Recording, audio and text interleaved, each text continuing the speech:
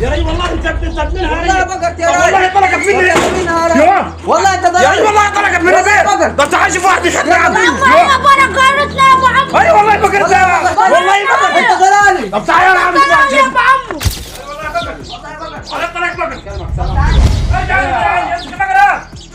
ايش خدني يا عمي؟ البقرة بتاعت الطلقة تعال قول بقرتي بس صلى على النبي. صلى على عايز النبي. السلام بقرت ايه؟ البقرة يا عم طلقت من البيت اقول بتاعت طريق وهي بتاعتي بتاعتك انت؟ اي والله تحتين والله. بتاعتك انت؟ ارجع امسك البقرة ما شاف. طب ما فيش شاهد ما بينكم، فيش حد شافكم؟ يا عم مفيش حد شاهدنا غير الله بس هي بتاعتي طب اقعد. اقعد. ما فيش حد شاهد ان البقرة دي بتاعت حد. يا عم والله بتاعتي والله بتاع.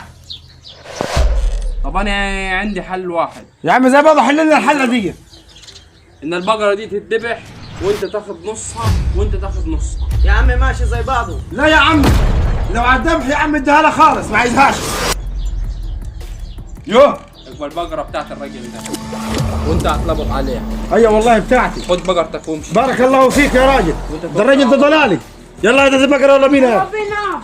بارك الله فيك يا راجل